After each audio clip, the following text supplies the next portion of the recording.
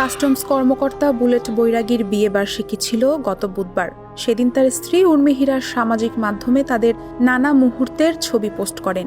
লাল শাড়ি পরা উর্মির ছবি ঘুরছে সামাজিক মাধ্যমে, কিন্তু সেই আনন্দ আর উচ্ছ্বাস যেন হঠাৎ উর্মির জীবন থেকে উধাও। যে মানুষটি কর্মব্যস্ততার শেষে বাড়ি ফেরার কথা ছিল, তিনি ফিরেছেন, তবে নিথর দেহ হয়ে।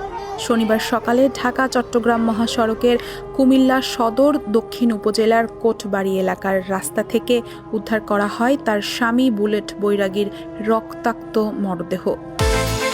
বিকাশ পেমেন্টে 10,000 টাকার বেশি অফার, শপিং চলছে তো। বুলেট বৈরাগী কুমিল্লা কাস্টমসের বিবির বাজার স্থলবন্দরের সহকারী রাজস্ব কর্মকর্তা হিসেবে চাকরি করতেন। 2022 সালের 23 এপ্রিল বাগেরহাটের চিতলমারী উপজেলার মেয়ে উর্মির সঙ্গে তার বিয়ে হয়। তাদের 9 মাস বয়সী এক মেয়ে রয়েছে। একমাত্র সন্তান বুলেটকে হারিয়ে ভেঙে পড়েছেন তার বাবা মা। মেয়েকে কোলে নিয়ে বাকরুদ্ধ বুলেটের স্ত্রী উর্মি হীরা বসে আছেন একটি কক্ষে, কেবল চোখের জল ফেলছেন তিনি। কান্নাজড়িত কণ্ঠে উর্মি সমকালকে বলেন, তার সঙ্গে আমার রাত 1:25 শেষ কথা হয়। এরপর তার মায়ের সঙ্গেও বেশ কয়েকবার কথা হয়। এরপর আর কোনো খোঁজ পাইনি। পরিবারের সদস্যরা জানায়, বুলেট বৈরাগী 41তম বিসিএস নন ক্যাডার পদে সহকারী রাজস্ব কর্মকর্তা হিসেবে কর্মরত ছিলেন।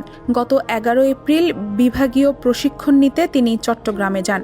শুক্রবার রাত 11টার দিকে প্রশিক্ষণ শেষে চট্টগ্রামের অলঙ্কার মোড় থেকে বাসে ওঠেন। তার কুমিল্লার বাসায় ফেরার কথা ছিল। যাত্রাপথে পরিবারের সঙ্গে তার মোবাইল ফোনে বেশ কয়েকবার কথা হয়। এদিকে রবিবার কাস্টমস কর্মকর্তা বুলেট বৈরাগীর মরদেহ ময়না তদন্ত শেষে স্বজনদের কাছে হস্তান্তর করা হয়েছে।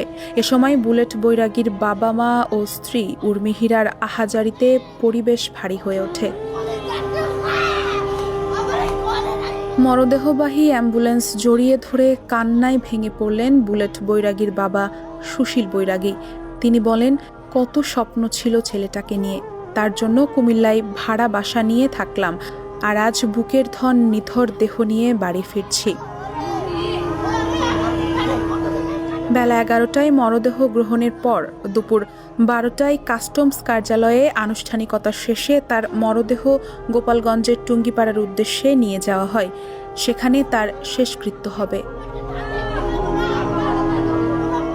ডেস্ক রিপোর্ট, সমকাল।